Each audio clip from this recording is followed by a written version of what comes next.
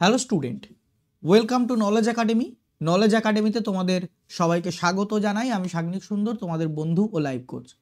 আজকের ক্লাসে আমরা মূলত আলোচনা করব সেল ডিভিশনের পার্ট 1 সম্পর্কে। এবং এই সেল ডিভিশনের পার্ট 1-এ আমাদের বেসিক কিছু কনসেপ্ট জানতে হবে, যেমন ডিএনএর কনসেপ্ট, ক্রোমোজোমের কনসেপ্ট। এই ডিএনএর কনসেপ্ট, ক্রোমোজোমের কনসেপ্ট আমরা যদি না বুঝি তাহলে কিন্তু সেল ডিভিশন আলটিমেটলি আমরা বুঝতে পারবো না।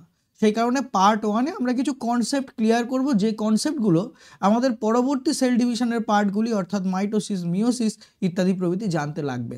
তার আগে আমরা দেখে নিই সেল ডিভিশন কথাটির মানে কি। সেল ডিভিশন মানে আমরা সবাই জানি কোষ বিভাজন, অর্থাৎ একটা কোষ বিভাজিত হয়ে আরও অনেক কোষ তৈরি করে। যে কোষটি বিভাজিত হয় তাকে বলা হয় প্যারেন্ট সেল। যে কোষগুলি তৈরি হয় সেটি বিভাজিত হয়ে বা সেটি ভেঙে গিয়ে যে নতুন কোষগুলি তৈরি হয় তাদেরকে আমরা বলে থাকি ডটার সেল। কোষ বিভাজন মূলত 3 ধরনের হয়: অ্যামাইটোসিস, মাইটোসিস এবং মিওসিস। অ্যামাইটোসিস কাদের ক্ষেত্রে হয় না, যারা প্রোক্যারিওটিক অর্থাৎ অনুন্নত কোষ, যে সমস্ত জীবদেহে দেখতে পাওয়া যায় তাদের ক্ষেত্রে অ্যামাইটোসিস প্রক্রিয়ায় কোষ বিভাজন হয়। মাইটোসিস এবং মিওসিস সাধারণত উন্নত জীবদেহে আমরা দেখতে পাই, উন্নত প্রাণীদেহ এবং উন্নত উদ্ভিদ কোষে এই মাইটোসিস আর মিওসিস দেখতে পাওয়া যায়। মাইটোসিসকে আমরা বলে থাকি ইকুয়েশনাল ডিভিশন। এই ইকুয়েশনাল ডিভিশন কথাটির বাংলা অর্থ হলো সমবিভাজন। আর মিওসিসকে আমরা বলে থাকি রিডাকশনাল ডিভিশন বা হ্রাস বিভাজন। এই যে সমবিভাজন, হ্রাস বিভাজন কেন বলা হয় সেটা আমরা একটু বুঝে নেব। মাইটোসিস সাধারণভাবে ডিপ্লয়েড থেকে ডিপ্লয়েড তৈরিতে হয়, আর মিওসিস সাধারণভাবে ডিপ্লয়েড সেল থেকে হ্যাপ্লয়েড সেল তৈরিতে হয়। তো এই মাইটোসিস এবং মিওসিস এটা কি জিনিস আমরা একটু বুঝে নিই। তার আগে আমরা একটু জানবো যে মাইটোসিস যে কোষে হয় সেই কোষটাকে আমরা বলছি ডিপ্লয়েড সেল। ডিপ্লয়েড, হ্যাপ্লয়েড মানে কি না, ক্রোমোজোমের সংখ্যার উপর ভিত্তি করে সাধারণভাবে ডিপ্লয়েড এবং হ্যাপ্লয়েড হয়। সাধারণভাবে জোড় সংখ্যার ক্রোমোজোম যেখানে হয় সেগুলো আমরা ডিপ্লয়েড বলে থাকি, অর্থাৎ 2n সংখ্যক পেয়ারে বা জোড়ায় জোড়ায় অবস্থান করে। তো 2n সংখ্যক ক্রোমোজোম যেখানে থাকে সেই ধরনের সেলকে আমরা বলে থাকি ডিপ্লয়েড সেল। এইটুকুনি আগে একটু বুঝে নাও, এরপরে আমরা বিস্তারিত জানছি। এই আজকের ক্লাসেই জানবো যে ডিপ্লয়েড কি, হ্যাপ্লয়েড কি ইত্যাদি প্রভৃতি। তো ধরে নাও মাইটোসিস যে কোষে হচ্ছে সেই কোষটা ডিপ্লয়েড সেল, এবং সেই কোষটা ভেঙে গিয়ে আরও দুটো ডটার সেল তৈরি হলো। সেই ডটার সেলেও দেখো ক্রোমোজোমের সংখ্যা কত না 2n, অর্থাৎ পেরেন্ট সেলেও ক্রোমোজোমের সংখ্যা যা ছিল ডটার সেল তাতেও কিন্তু ক্রোমোজোমের সংখ্যা সমান থাকছে। তো এই কারণে মাইটোসিসকে বলা হয় ইকুয়েশনাল ডিভিশন বা সমবিভাজন। অর্থাৎ মাইটোসিসে পেরেন্ট সেলের যে ক্রোমোজোমের সংখ্যা তার বাচ্চা সেল বা তার ডটার সেলেও ক্রোমোজোমের সংখ্যা সমপরিমাণ হয়, সেই কারণে মাইটোসিসকে বলা হয় সমবিভাজন। সাধারণভাবে ডিপ্লয়েড থেকে ডিপ্লয়েড সেল তৈরিতে মাইটোসিস কাজে লেগে থাকে।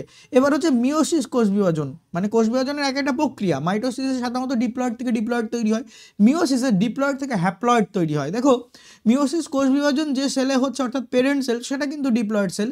মিওসিস কোষ বিভাজনের দুটো পার্ট আছে, একটা মিওসিস 1, একটা মিওসিস 2। মিওসিস 1টা মূলত হচ্ছে রিডাকশনাল ডিভিশন, আর মিওসিস 2টা হচ্ছে মাইটোসিস। অর্থাৎ আমরা এর আগে যে মাইটোসিস পড়লাম সমবিভাজন, তো মিওসিস 2কে আমরা বলতে পারি সমবিভাজন, কিন্তু মিওসিস 1 এটা আলটিমেটলি হচ্ছে রিডাকশনাল ডিভিশন। মিওসিসের মধ্যে দুটো প্রক্রিয়াই পড়ে, মিওসিস 1ও পড়ে, মিওসিস 2ও পড়ে। তো দেখো পেরেন্ট সেল যেটা ছিল 2n, এটা ছিল ডিপ্লয়েড। এর থেকে মিওসিস 1 বা হ্রাস বিভাজন প্রক্রিয়ার মাধ্যমে কি হচ্ছে না, দুটো ডটার সেল তৈরি হচ্ছে 1n এবং 1n। 1n মানে কি না, যে পেরেন্ট সেলের সংখ্যা থেকে এই যে আমাদের যে ডটার সেলগুলো প্রথম ধাপের পর তৈরি হলো তাদের ক্রোমোজোমের সংখ্যা কিন্তু অর্ধেক। পেরেন্ট সেলে ক্রোমোজোমের সংখ্যা ছিল 2n আর ডটার সেলে ক্রোমোজোমের সংখ্যা হলো 1n। সুতরাং রিডাকশন হলো, ক্রোমোজোমের সংখ্যা অর্ধেক হয়ে গেল। এই কারণে মূলত মিওসিসকে বলা হয় রিডাকশনাল ডিভিশন। এবার কি হলো না, এই যে দুটো ডটার সেল তৈরি হলো প্রথম ধাপে মিওসিস 1-এর পর, এই দুটো ডটার সেল আবার সমবিভাজন প্রক্রিয়ায় অংশ নেবে বা মিওসিস 2 বা মাইটোসিস প্রক্রিয়ায় অংশগ্রহণ করবে। অংশগ্রহণ করে আলটিমেটলি তারা কিন্তু 4টে হ্যাপ্লয়েড ডটার সেল বানাবে। হ্যাপ্লয়েড অর্থাৎ 1n সংখ্যক ক্রোমোজোম যেখানে থাকে তাদেরকে আমরা বলছি হ্যাপ্লয়েড, আর 2n সংখ্যক ক্রোমোজোম যেখানে থাকে তাদেরকে আমরা বলছি ডিপ্লয়েড। বা n সংখ্যক ক্রোমোজোম থাকলে তাকে আমরা বলছি হ্যাপ্লয়েড, আর 2n সংখ্যক ক্রোমোজোম থাকলে আমরা সেই ধরনের সেলকে বলছি ডিপ্লয়েড। তো দেখো এই যে একটা ডটার সেল মিওসিস 1-এর পর তৈরি হয়েছে, এটা আবার সমবিভাজনে অংশগ্রহণ করছে। সমবিভাজন মানে কি না, দুটো ডটার সেল তৈরি হবে একটা ডটার সেলের, এবং এই দুটো ডটার সেলে কি হচ্ছে অর্থাৎ একদম লাস্ট ফেজে যে ডটার সেলটা আমরা পাচ্ছি সেই ডটার সেলে ক্রোমোজোমের সংখ্যা কিন্তু ঠিক তার আগের ফেজে অর্থাৎ মিওসিস 1-এর পর যে ডটার সেল তৈরি হয়েছিল তার ক্রোমোজোমের সংখ্যার সঙ্গে সমান।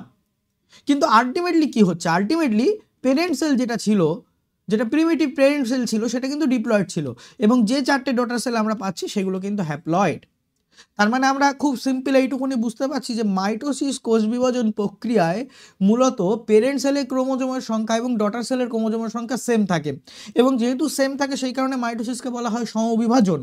আবার মিওসিস প্রক্রিয়ায় বা মিওসিস কোষ বিভাজন পদ্ধতিতে পেরেন্ট সেলে যা ক্রোমোজোমের সংখ্যা থাকে ডটার সেলে ক্রোমোজোমের সংখ্যা তার অর্ধেক হয়। এই কারণে আমরা মিওসিস কোষ বিভাজনকে বলে থাকি হ্রাস বিভাজন। আশা করি সবাই বুঝতে পারলে, একদম সিম্পল জিনিস, এইটুকুনি আমরা বুঝবো। এবার ক্রোমোজোম কি, ক্রোমোজোম সেলের মধ্যে কোথায় থাকে সেটা বুঝতে হবে। সেটা বোঝার জন্য আমাদের আগে বুঝতে হবে ডিএনএ। এই ডিএনএ মানে কি? ডিএনএ মানে হচ্ছে জিন। আমরা সাধারণভাবে বাংলা ভাষায় ডিএনএকে জিন বলে থাকি, যদিও এর যে আসল অর্থ সেটা একটু আলাদা, সেটা আমরা বিস্তারিত জেনে লাভ নেই। আমরা এখানে ডিএনএকে জিন বলবো। তো ডিএনএ কোথায় থাকে? ডিএনএ থাকে মূলত, আবারও বলছি মূলত, সেলের নিউক্লিয়াসে।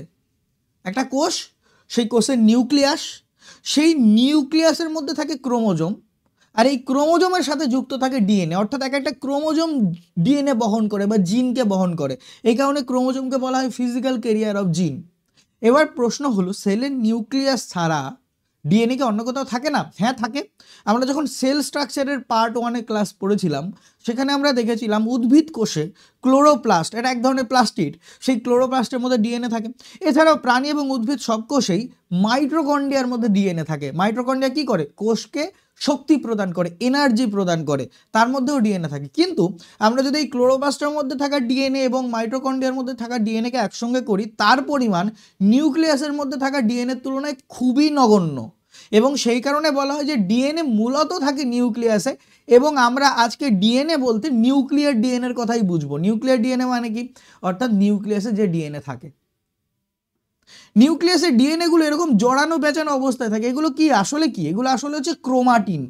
ক্রোমোজোম যখন খুব সরু সুতোর মতো ডিকন্ডেন্সড ফর্মে এরকম জড়ানো পেঁচানো অবস্থায় থাকে সেটাকে আমরা বলি ক্রোমাটিন, এবং এই ক্রোমাটিনের সাথে যুক্ত থাকে ডিএনএ। কিভাবে যুক্ত থাকে আমি দেখাচ্ছি। পরবর্তীকালে যখন এই ক্রোমাটিনগুলো কনডেন্সড হয় তখন আমরা কিন্তু ক্রোমোজোমের যে আসল রূপ, এই এক্স আকৃতির এই রূপটা পাই, এটাকে আমরা ক্রোমোজোম বলতে পারি। কিন্তু আলটিমেটলি ক্রোমোজোম যখন ডিকন্ডেন্সড অবস্থায় থাকে তখন আমরা সেটাকে বলছি ক্রোমাটিন, এবং এই ক্রোমাটিনের সাথেই যুক্ত থাকে হচ্ছে ডিএনএ। ক্রোমাটিন আর কি ডিএনএ এবং বিভিন্ন কমপ্লেক্স প্রোটিন আছে তাদের একটা স্ট্রাকচার, তাদের একটা আলটিমেট স্ট্রাকচার হচ্ছে ক্রোমাটিন। এবার এই ডিএনএ কি? ডিএনএ আমরা বললাম যে জিন। ডিএনএ মানে আমরা বলছি জিন। এই ডিএনএ 4টে নাইট্রোজেন বেস হয়। পরীক্ষায় এগুলো কিন্তু পরীক্ষায় প্রশ্ন আসে যে ডিএনএর মধ্যে কি কি নাইট্রোজেন বেস থাকে। আমরা সবাই জানি AGTC, অ্যাডেনিন, গুয়ানিন, থাইমিন এবং সাইটোসিন, আমরা এটা সবাই জানি। কিন্তু এই ডিএনএ থেকে আবার পরবর্তীকালে তৈরি হয় RNA.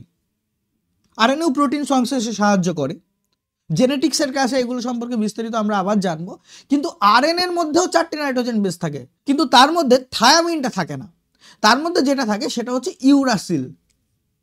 Uracil adenine, guanine, cytosine দুটোর মধ্যেই আছে, কিন্তু ডিএনএর মধ্যে আছে থায়ামিন টি, কিন্তু এর মধ্যে টি নেই, এর মধ্যে আছে ইউ অর্থাৎ ইউরাসিল। মনে রাখবে, আরএনএর মধ্যে ইউরাসিল থাকে যেটা ডিএনএতে থাকে না, আবার ডিএনএর মধ্যে থায়ামিন থাকে যেটা কিন্তু আরএনএর মধ্যে থাকে না। একটা কোষের মধ্যে ডিএনএর যে সেটটা আমরা পাই, এই ক্রোমাটিনের সাথে যে ডিএনএ যুক্ত আছে, আলটিমেট যে সেটটা পাচ্ছে একটা কোষের মধ্যে, নিউক্লিয়াসের মধ্যে, সেটাকে আমরা বলে থাকি জিনোম। এবং তোমরা নিশ্চয়ই জানো ডিএনএ এক দেহ থেকে অন্য জীবদেহে সঞ্চারিত হয়, জিন এক দেহ থেকে অন্য জীবদেহে সঞ্চারিত হয়। এই ডিএনএটা বহন করে হচ্ছে ক্রোমোজোম। তাহলে এবার আমাদের জানতে হবে ক্রোমোজোম সম্পর্কে। কিন্তু তার আগে কথা হচ্ছে ডিএনএ কিভাবে যুক্ত থাকে ক্রোমোজোমের সাথে বা ক্রোমাটিনের সাথে। আমি যেটা বললাম, এই ডিএনএ হচ্ছে নেগেটিভ চার্জ। ডিএনএ চার্জ হচ্ছে নেগেটিভ। আমরা জানি দুটো বিপরীত চার্জ একে অপরকে আকর্ষণ করে, তাই না? তো ডিএনএর চার্জ হচ্ছে সাধারণভাবে নেগেটিভ। এক ধরনের প্রোটিন আছে যেটার নাম হচ্ছে হিস্টোন প্রোটিন, এদের চার্জ হচ্ছে পজিটিভ। এরা করে কি?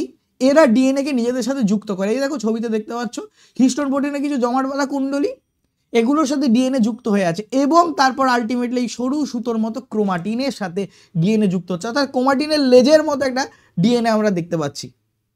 ডিএনএ এবং হিস্টোন প্রোটিনের একটা স্ট্রাকচার। এই ক্রোমাটিনটাই যখন পরবর্তীকালে কনডেন্সড হয় তখন এটা আলটিমেটলি এই ক্রোমোজোমের আকার ধারণ করে। তাহলে পরীক্ষায় যদি প্রশ্ন আসে ডিএনএ কোন ধরনের প্রোটিনের সাথে অ্যাসোসিয়েট থাকে, তাহলে উত্তর হবে হিস্টোন প্রোটিন, সিম্পল জিনিস। এবং ক্রোমাটিন কি?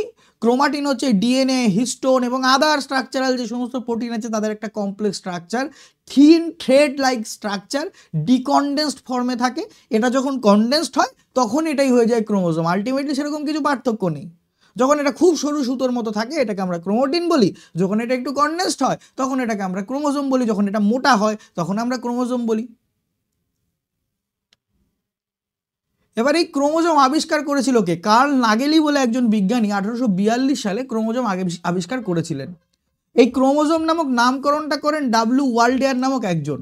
এই ক্রোমোজোমকে বলা হয় ফিজিক্যাল ক্যারিয়ার অফ জিন, অর্থাৎ জিনের বাহক, জিনকে বহন করে। কেন বহন করে? ওই যে বললাম ক্রোমাটিনের সাথে ডিএনএ এবং হিস্টোন প্রোটিনের যে স্ট্রাকচার সেটা যুক্ত থাকে স্বাভাবিকভাবে। তাহলে ডিএনএটাকে বহন করছে কে? না ক্রোমোজোম বহন করছে।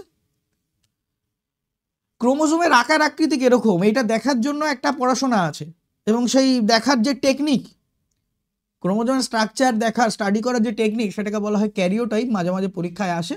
এবার আমরা দেখবো আলটিমেটলি একটা ক্রোমোজোমের স্ট্রাকচার। তো ব্যাপারটা কি, এটা একটা ক্রোমোজোম যার একটা ক্রোমাটিড আছে। এটা হচ্ছে একটা ক্রোমাটিড। একটা ক্রোমাটিডের দুটো বাহু, একটা হচ্ছে শর্ট আর্ম, একটা ছোট যেটাকে পি আর্ম বলছি, আর একটা হচ্ছে বড় আর্ম বা লং আর্ম যেটাকে আমরা কিউ আর্ম বলছি। এই দুটো আর্ম যে পয়েন্টে যুক্ত থাকে ক্রোমোজোমের সেটাকে আমরা বলছি সেন্ট্রোমিয়ার, সেটাকে আমরা বলছি সেন্ট্রোমিয়ার। এবং এই ক্রোমোজোমের একদম শেষের ভাগ বা প্রান্তদেশ, একটা ক্রোমাটিডের প্রান্তদেশকে আমরা বলছি টেলোমিয়ার অঞ্চল। প্রান্তদেশ টেল পজিশনে আছে, সেটাকে আমরা বলছি টেলোমিয়ার। এবার কি হবে না, এই ক্রোমাটিডটা কপি করে, ডিএনএ কপি করছে। একটা ক্রোমাটিডে ডিএনএ আছে, এটা করে কি কোষ বিভাজনের যে ইন্টারফেস দশা, সেই ইন্টারফেস দশায় ডিএনএ কে কপি করে। কপি করে কি হয়, সে আরেকটা ক্রোমাটিড সৃষ্টি করে। এবং এই আরেকটা ক্রোমাটিড সৃষ্টি করার ফলে কি হলো দেখো, এটা একটা ক্রোমাটিড হলো, এটা একটা ক্রোমাটিড হলো। তার মানে একটা সেন্ট্রোমিয়ারে দুটো ক্রোমাটিড যুক্ত আছে, তাই তো? একটা সেন্ট্রোমিয়ারে দুটো ক্রোমাটিড যুক্ত আছে। তাহলে এই দুটো ক্রোমাটিডকে একে অপরের সিস্টার ক্রোমাটিড আমরা বলে থাকি। ভালো করে বুঝে নাও যে ক্রোমাটিড কি। এই ক্রোমোজোমের কিন্তু চারটে ক্রোমাটিড নেই, এই ক্রোমোজোমের চারটে আর্ম আছে, ঠিক কথা, চারটে হাত আছে, কিন্তু ক্রোমাটিড আছে দুটো। কারণ দুটো আর্ম মিলে একটা ক্রোমাটিড তৈরি হয়।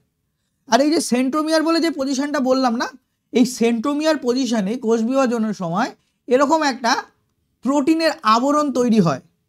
এই প্রোটিনের আবরণ এবং সেন্ট্রোমিয়ারের যে আলটিমেট স্ট্রাকচারটা সেটাকে বলা হয় কাইনেটোকোর। এবং এই কাইনেটোকোরের সাথে কি হয় না, কোষ বিভাজনের সময় মাইক্রোটিউবুল বা বেম তন্তু সেগুলো এই কাইনেটোকোরের সাথে আকৃষ্ট হয়। মানে ব্যাপারটা কি হয় দেখো, তোমাদের যখন কোষ বিভাজন পড়াবো বিস্তারিত বুঝতে পারবে পার্ট 1, পার্ট 2 এবং পার্ট 3-তে। তবুও আমি বলে দিই, ধরে নাও এটা একটা সেন্ট্রোমিয়ার, সেন্ট্রোমিয়ারের এরকম দুটো সিস্টার ক্রোমাটিড আছে। বেম তন্তু এদিক থেকে আকৃষ্ট হলো, আবার এদিক থেকে আকৃষ্ট হলো, কাইনেটোকোরের সাথে আকৃষ্ট হয়ে এরা কি করবে, দুটো বিপরীত দিকে টানবে। সেন্ট্রোমিয়ার থেকে দুটো ক্রোমাটিডকে, দুটো সিস্টার ক্রোমাটিডকে বিপরীত দিকে টানবে। একটা উত্তর দিকে গেলে তো আর একটা দক্ষিণ দিকে আসবে। তো এর ফলে কি হয় না, এর ফলে দেখো এরকমভাবে সেন্ট্রোমিয়ার থেকে এই দুটো আলাদা হয়ে যাবে। এ একদিকে টেনে নিল, আবার এর পরের স্টেজটায় এ একদিকে টেনে নিল। এর ফলে তার মানে কি হলো, এর ফলে দেখো আলটিমেটলি দুটো ক্রোমোজোম তৈরি হলো। কটা ক্রোমোজোম তৈরি হলো? দুটো ক্রোমোজোম তৈরি হলো, তাই না? তো এই রকম ভাবেই আলটিমেটলি কোষ বিভাজনটা হয়। এবং পরীক্ষায় যেটা প্রশ্ন আসে সেটা হচ্ছে যে মাইক্রোটিউবুলগুলো কোথায় অ্যাটাচ হয়, ক্রোমোজোমের কোথায়? ক্রোমোজোমের সেন্ট্রোমিয়ারে অ্যাটাচ হয়, ঠিক কথা। সেন্ট্রোমিয়ারের চারপাশে একটা প্রোটিনের আবরণ দেখা যায় যেটাকে বলা হয় কাইনেটোকোর। আমরা যদি খুব স্পেসিফিক বলি তাহলে কাইনেটোকোর যে অঞ্চল আছে সেখানে মাইক্রোটিউবুলগুলো কোষ বিভাজনের সময় অ্যাটাচ হয়। এগুলো আবার আমরা পার্ট 2, পার্ট 3-তে বিস্তারিত জানবো। পার্ট 2, পার্ট 3-তে আরও কিছু তথ্য জানবো, যেমন ক্রোমোজোম সব থেকে ভালো দেখা যায় কোন দশায়, মাইটোসিসের কোন ফেজে দেখা যায়, সেগুলো সবই আমরা জানবো। এবার কিছু ক্রোমোজোম থাকে যে ক্রোমোজোমের মাথার উপর এরকম স্যাটেলাইট আকৃতির একটা বস্তু দেখতে পাওয়া যায়, এটাকে বিজ্ঞানীরা বলছেন স্যাটেলাইট অফ ক্রোমোজোম। এবং এই স্যাটেলাইট থাকে যে সমস্ত ক্রোমোজোমে তাদের বলা হয় স্যাট ক্রোমোজোম, তাদের বলা হয় স্যাট ক্রোমোজোম, আর কিছুই না। এবার হচ্ছে ক্রোমোজোমের ধরন কিসের উপর ভিত্তি করে না, ক্রোমোজোমের ধরন এটা হচ্ছে সেন্ট্রোমিয়ারের পজিশনের উপর ভিত্তি করে, পজিশন অফ সেন্ট্রোমিয়ার, ঠিক আছে?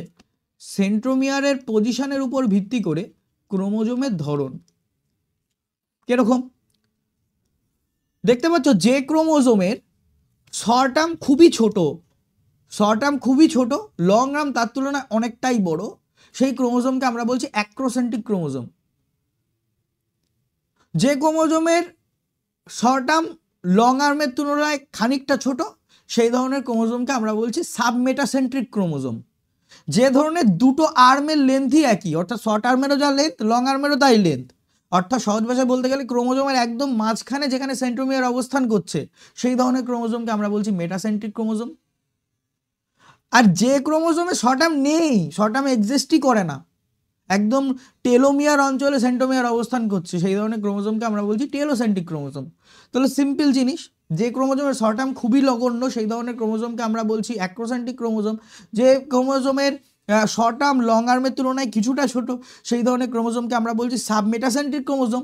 যে ক্রোমোজোমের সেন্ট্রোমিয়ার একদম মিডিল পজিশনে অবস্থান করছে, দুটো আর্মের লেন্থে সমান, সেই ক্রোমোজোমকে আমরা কি বলছি মেটাসেন্ট্রিক ক্রোমোজোম। আর যে ক্রোমোজোমের সেন্ট্রোমিয়ার একদম টেলোমিয়ার অঞ্চলে অবস্থান করছে বা শর্ট আর্মের এক্সিস্টেন্সই নেই, সেই ধরনের ক্রোমোজোমকে আমরা বলছি টেলোসেন্ট্রিক ক্রোমোজোম। এবার ক্রোমোজোমের আকার আকৃতির উপর ভিত্তি করে ক্রোমোজোমের কিছু প্রকারভেদ হয়। বিজ্ঞানীরা খুব বড় আকৃতির কিছু কিছু ক্রোমোজোম পেয়েছেন, মূলত দুটো ক্রোমোজোম পরীক্ষায় আসে, এই দুটো ক্রোমোজোম কোথায় পাওয়া যায় এবং কে আবিষ্কার করেন। প্রথমে আমরা দেখব ড্রসোফিলা মাছির লালা গ্রন্থিতে বা স্যালিভারি গ্ল্যান্ডে এক ধরনের ক্রোমোজোম পাওয়া গেছে, খুব বড় আকৃতির। এই দেখো এইরকম দেখতে, একটা ডাম্বেল টাইপের শেপ। এই ধরনের ক্রোমোজোমকে বলা হয় পলিটিন ক্রোমোজোম, এবং বিজ্ঞানী বালবিয়ানি এটা আবিষ্কার করেছিলেন। তো পলিটিন ক্রোমোজোম কোথায় দেখতে পাওয়া যায়? পলিটিন ক্রোমোজোম দেখতে পাওয়া যায় ড্রসোফিলা মাছির লালা গ্রন্থিতে, মনে রাখবে। নেক্সট আরেকটা ক্রোমোজোম আছে যেটাকে বলে ল্যাম্ব্রাস ক্রোমোজোম, এইরকম দেখতে, বিরাট বড় আকৃতির।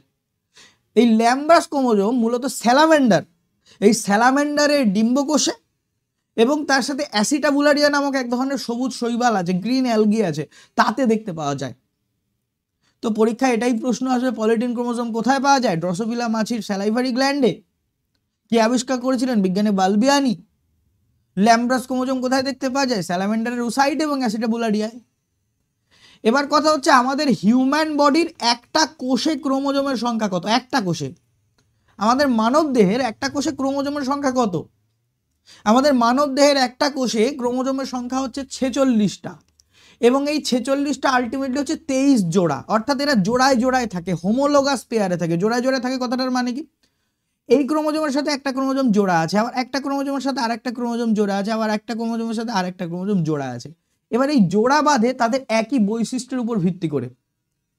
ধরে নাও আমার যে ক্রোমোজোম, আমার চোখের কালার, আমি একটা ক্রোমোজোম পেয়েছি বাবার চোখের কালার যে ডিফাইন করছে, আবার একটা ক্রোমোজোম পেয়েছি যে মায়ের চোখের কালার ডিফাইন করছে। তো এই চোখের কালারের ক্রোমোজোম কিন্তু একই সাথে জোড়ায় জোড়ায় থাকবে, একটা বাবার কাছ থেকে একটা মায়ের কাছ থেকে। আবার আরেকটা ধরো আমার চুল কোঁকড়ানো হবে নাকি স্ট্রেট হবে, এটা একটা পেয়েছি বাবার কাছ থেকে, আবার একটা পেয়েছি আমি মায়ের কাছ থেকে। আবার একটা ধরো আমার মাথার আকৃতি কিরকম হবে, গোলাকার হবে নাকি মাথা ডিম্বাকার হবে নাকি মাথা স্ট্রেট হবে, তো এটা পেয়েছি আবার বাবার কাছ থেকে, আবার একটা পেয়েছি মায়ের কাছ থেকে। অর্থাৎ একই বৈশিষ্ট্য সম্পূর্ণ দুটো ক্রোমোজোম জোড়ায় জোড়ায় অবস্থান করে, 23 জোড়া থাকে। এবং এই কারণে বলা হয় 23 জোড়া মানে 23 গুণ 2 46টা ক্রোমোজোম আছে। এবং যেহেতু জোড়ায় জোড়ায় থাকে সুতরাং 2n সংখ্যক ক্রোমোজোম থাকে, যেখানে n এর ভ্যালু হচ্ছে 23টা জোড়া। এবং জোড়ায় জোড়ায় থাকে বলে, হোমোলোগাস পেয়ারে থাকে বলে আমরা বলতে পারি আমাদের দেহকোষে সাধারণভাবে যে সেলগুলো হয় সেগুলো ডিপ্লয়েড টাইপের সেল। কেন ডিপ্লয়েড? কারণ 2n সংখ্যক ক্রোমোজোম থাকে দেহকোষের যে ম্যাক্সিমাম সেল সেখানে। আমাদের দেহে কি হ্যাপ্লয়েড সেল থাকে না? হ্যাঁ থাকে। কোথায় থাকে সেটা আমি বলছি, কিন্তু আমাদের যে দেহকোষ, সিম্পল যে দেহকোষ, সেই দেহকোষে, অর্থাৎ ধরে নাও আমার হার্টের কোষ, আমার চোখের কোষ, আমার হাতের কোষ, পায়ের কোষ, সেই যে সিম্পল দেহকোষ, সেই দেহকোষে মূলত একটা সেলে 46টা ক্রোমোজোম থাকে, 23 জোড়া থাকে। এবং এই 23 জোড়া ক্রোমোজোমের জোড়া কিভাবে তৈরি হয় না, একই বৈশিষ্ট্যের উপর ভিত্তি করে জোড়া তৈরি হয়। এমন নয় বাবার কাছ থেকে একটা চুলের কালারের ক্রোমোজোম এসে আর মায়ের কাছ থেকে একটা চোখের কালারের ক্রোমোজোম এসে জোড়া হয়ে গেছে, তা নয়। যদি চুলের কালার হয় তো বাবার কাছ থেকে একটা চুলের কালারের ক্রোমোজোম আসছে, আবার মায়ের কাছ থেকে একটা চুলের কালারের ক্রোমোজোম আসছে। আবার যদি চোখের কালার হয় তাহলে বাবার একটা চোখের কালারের ক্রোমোজোম, মায়ের একটা চোখের কালারের ক্রোমোজোম, একই বৈশিষ্ট্য সম্পন্ন দুটো ক্রোমোজোম। এদেরকে বলা হয় হোমোলগাস পেয়ার, এই কারণে জোড়ায় জোড়ায় অবস্থান করে। এইবার কথা হচ্ছে এই 23 জোড়া ক্রোমোজোমের মধ্যে, ধরে নাও আমি একটা ছবি আঁকি, ধরে নাও মানবদেহের একটা কোষ আঁকবো আমি, এটা হচ্ছে মানবদেহের একটা কোষ। এই মানবদেহের কোষে কটা ক্রোমোজোম আছে না 46টা, 23 জোড়া।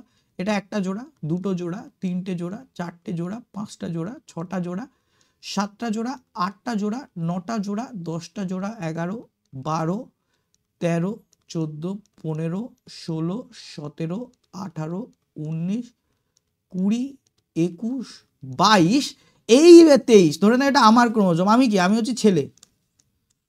এই যে 23 নম্বর যে জোড়াটা হবে, 23 নম্বর জোড়াটা কি থাকে জানো, আমি ছেলে যেহেতু আমার থাকবে XY, অর্থাৎ এই যে জোড়াটা হচ্ছে সেক্স ক্রোমোজোমের জোড়া, এই জোড়াটা হচ্ছে আলটিমেটলি সেক্স ক্রোমোজোমের জোড়া, যেটা আমার সেক্স ডিটারমাইন করছে। আর তুমি যদি মেয়ে হও তাহলে তোমার মধ্যে দুটোই হচ্ছে এক্স সেক্স। সেক্স ক্রোমোজোম কাদের বলা হয়, এক্স আর ওয়াইকে বলা হয় সেক্স ক্রোমোজোম। যারা মহিলা হয় তাদের দেহে থাকে সেক্স ক্রোমোজোম দুটোই, যে জোড়াটা থাকে সেটা হচ্ছে এক্স সেক্স।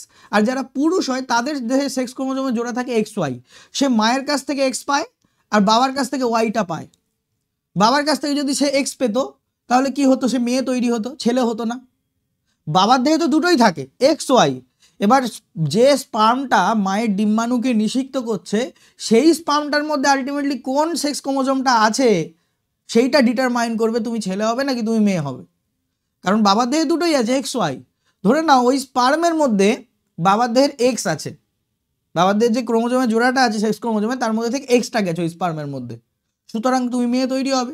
আবার ওর মধ্যে ওয়াই আছে, সুতরাং তুমি ছেলে তৈরি হবে। কারণ মায়ের দেহে তো দেখো, মায়ের দেহে দুটোই তো এক্স এক্স, তাহলে মায়ের যে ওভাম সেই ওভামে যেটা হবে সেটা এক্সই হবে, কারণ মায়ের দেহে এমন নেই এক্স আছে আর ওয়াই আছে। তো এইবার ব্যাপারটা হচ্ছে এই যে এক জোড়া আমি সেক্স ক্রোমোজোম পেয়েছি, এই এক জোড়া সেক্স ক্রোমোজোমকে তুমি যে বাদ দাও তাহলে বাদ বাকি যে 22 জোড়া ক্রোমোজোম পাচ্ছ যেগুলো নন সেক্স ক্রোমোজোম, যে 44টা ক্রোমোজোম পাচ্ছ যেগুলো নন সেক্স ক্রোমোজোম, এদেরকে আমরা বলে থাকি অটোজোম বা দেহকোষের ক্রোমোজোম। অটোজোম মানে হচ্ছে দেহকোষের ক্রোমোজোম। তাহলে সিম্পল জিনিস ক্লিয়ার হয়েছে, মানব দেহে আমাদের হিউম্যান বডিতে 23 জোড়া ক্রোমোজোম থাকে বা 46টা ক্রোমোজোম থাকে সহজ ভাষায় বলতে গেলে, এবং ডিপ্লয়েড টাইপের সেলে সাধারণভাবে। এইবার এই 23 জোড়া ক্রোমোজোমের মধ্যে এক জোড়া হচ্ছে সেক্স ক্রোমোজোম, আমি মেয়ে হলে আমার এক্স এক্স, আমি ছেলে হলে আমার এক্স ওয়াই। তাহলে সেক্স ক্রোমোজোম বাদ দিয়ে বাদ বাকি যে 44টা নন সেক্স ক্রোমোজোম থাকে এদেরকে আমরা বলে থাকি অটোজোম। তাহলে ক্লিয়ার হয়েছে অটোজোম কি। ওকে, এবার ধরে নাও একটা ক্রোমোজোম কি হয়, কোষ বিভাজন আলটিমেটলি কি হয়, এটা আলটিমেটলি আমি বলতে পারি এটা হচ্ছে ক্রোমাটিন। এটা হচ্ছে ক্রোমাটিন, অর্থাৎ একটা থিন থ্রেড লাইক স্ট্রাকচার। কোষ বিভাজনের সময় প্রথমে আমি বলেছি না যে নিউক্লিয়াসের মধ্যে জড়িয়ে পেঁচিয়ে কুণ্ডলীকৃতি থাকে, তো ধরো এটা একটা ক্রোমাটিন এবং এর একটাই ক্রোমাটিড। এ কি করবে, এ ডিএনএ কপি করবে, এ ডিএনএ কপি করবে, অর্থাৎ কি করবে আর একটা সিস্টার ক্রোমাটিড তৈরি করবে কপি করে। কারণ ডিএনএ কপি করছে, ডিএনএ কপি করছে মানে আরেকটা সিস্টার ক্রোমাটিড তৈরি হচ্ছে, এবং এই কোহেশন নামক প্রোটিন দ্বারা আবদ্ধ হয় এই দুটো সিস্টার ক্রোমাটিড। অর্থাৎ এটাও একটা ক্রোমোজোম হলো যার দুটো সিস্টার ক্রোমাটিড, কিন্তু এখনো এর আকৃতিটা স্পষ্ট এক্স আকৃতির হয়নি। তো এবার কি হবে, এবার সে কনডেন্স হওয়া শুরু করবে, ঘনীভূত হওয়া শুরু করবে। ক্রোমাটিনটা থিন যে থ্রেড লাইক স্ট্রাকচার ছিল সুতোর মতো, সেটা ঘন হওয়া শুরু করবে, ঘন হয়ে আলটিমেটলি এরকম একটা স্পষ্ট রূপ নেবে এক্স আকৃতির। এটাকে আমরা বলছি ক্রোমোজোম, যার ক্রোমোজোমের একটা সেন্ট্রোমিয়ার আমরা স্পষ্ট দেখতে পাচ্ছি। এবং এরও কিন্তু একটাই ক্রোমোজোম এবং এরও কিন্তু দুটো সিস্টার ক্রোমাটিড, এটা একটা ক্রোমাটিড, এটা একটা ক্রোমাটিড, একে অপরের সিস্টার ক্রোমাটিড। তারপর কি হবে, ভেঙে যাবে কোষ বিভাজনের ফলে, ভেঙে গিয়ে কি হবে, দুটো দুপাশ থেকে টানবে কাইনেটো করে, অ্যাটাচ হয়ে মাইক্রোটিউবেলগুলো আমি তোমাদের বুঝালাম, এবং তার ফলে আলটিমেটলি দুটো ক্রোমোজোম তৈরি হবে যাদের একটা একটা ক্রোমাটিড। তাদের কিন্তু ক্রোমাটিড কটা করে, একটা করে ক্রোমাটিড। এই দুটো আবার কি করবে, এই দুটো আবার নিজেদেরকে কপি করবে, কপি করে আবার ডিএনএ কপি করে কোহেশন প্রোটিন দ্বারা আবদ্ধ হয়ে আবার একটা ক্রোমাটিড তৈরি করবে, আবার ভাঙবে, আবার ভেঙে আবার দুটো বাচ্চা তৈরি করবে। এরকমভাবে আলটিমেটলি কোষ বিভাজন চলে। তো ক্রোমোজোমের কনসেপ্ট আলটিমেটলি তোমাদের আশা করি ক্লিয়ার হলো। এই যেটা বললাম আমি কোষ বিভাজন কীভাবে চলে এটা আমরা স্পষ্ট বুঝবো আবার মাইটোসিস পড়ার সময়। এখন আমরা কনসেপ্ট ক্লিয়ার করছি, কারণ এই কনসেপ্টগুলো অনেকেই হয়তো পড়ায় না, অনেকে পড়ানোর প্রয়োজনই মনে করে না। কিন্তু এই কনসেপ্ট না বুঝলে তুমি মাইটোসিস মিওসিস বুঝতেই পারবে না, তোমার বেকার কষ্ট করতে হবে। এইটাই তোমার স্টাডি ম্যাটেরিয়াল, এর বাইরে কোনো ম্যাটেরিয়ালই দরকার নেই, কারণ এই ম্যাটেরিয়ালের মধ্যে আমি সব কিছুই দিয়ে দিয়েছি ডিএনএ ক্রোমোজোম থেকে যা যা পরীক্ষায় আসে। যদি সিম্পল এই জিনিসটা বুঝে যাও না, তাহলে ডিএনএ ক্রোমোজোম থেকে পরীক্ষায় যা আসবে তুমি তাই পারবে, কোনো অসুবিধাই হবে না, জেনেটিক্স বুঝতেও তোমার কোনো অসুবিধা হবে না। আজকে যেটা বলছি এটা যদি সিম্পল বুঝে যাও। এইবার আমি বললাম যে আমাদের দেহকোষে হ্যাপ্লয়েড সেলও থাকে, দেহকোষে থাকে না, আমাদের দেহে হ্যাপ্লয়েড সেলও থাকে। দেহে হ্যাপ্লয়েড সেল কোথায় থাকে, আমাদের দেহকোষে তো ডিপ্লয়েড সেল থাকে, কিন্তু আমাদের জীবদেহেই, প্রাণী দেহে অর্থাৎ মানুষের দেহে হ্যাপ্লয়েড সেল কোথায় থাকে? সেক্স সেলে থাকে। সেক্স সেল, রিপ্রোডাক্টিভ সেল যেগুলোকে বলা হয়, বা গ্যামেট সেলে থাকে। গ্যামেটে যে সেল থাকে, কোষ থাকে, যেগুলো আমাদের রিপ্রোডাকশনে সাহায্য করে, সেই সেলে থাকে। বা বাংলা ভাষায় বলতে গেলে মানুষের শুক্রাণুতে এবং মহিলাদের ডিম্বাণুতে, পুরুষের শুক্রাণু এবং মহিলাদের ডিম্বাণুতে যে সেল থাকে, সেই সেলগুলো হয় হ্যাপ্লয়েড প্রকৃতির। তাহলে সেগুলো 46টা তো ক্রোমোজোম থাকবে না। সেই সেলে কটা ক্রোমোজোম থাকবে? 23টা ক্রোমোজোম থাকবে। এই কারণে দেখো, যখন শুক্রাণু ডিম্বাণুর সাথে নিষিক্ত হয় তখন কি হয়, এই শুক্রাণুর মধ্যেও ক্রোমোজোম থাকে কিন্তু 23টা, আবার ডিম্বাণু বা এগের মধ্যেও কিন্তু ক্রোমোজোম থাকে, এক্সেলের মধ্যেও মহিলাদের 23টা। দুটোই কিন্তু হ্যাপ্লয়েড প্রকৃতির হয়। এইবার মিওসিসের প্রয়োজন কেন আমাদের দেহে? মিওসিসের প্রয়োজন কেন? দেখো, এই যে যখন সেক্স সেল তৈরি হয় না, যখন এই স্পার্ম সেল তৈরি হচ্ছে পুরুষের দেহে, মহিলার দেহে যখন এক্স সেল তৈরি হচ্ছে, তখন মিওসিসের প্রয়োজন হয়। তার কারণ মিওসিস করে কি, একটা দেহকোষের 2n থেকে ও আলটিমেটলি যে দুটো তৈরি করলো, যে 4টে তৈরি করবে আর কি, সেই 4টে ডটার সেলে কটা ক্রোমোজোম করছে? অর্ধেক করে দিচ্ছে। মানে 46টা ছিল এখানে, সেখান থেকেও যখন সেক্স সেল তৈরি করছে তখনও 23টা ক্রোমোজোম করে দিচ্ছে।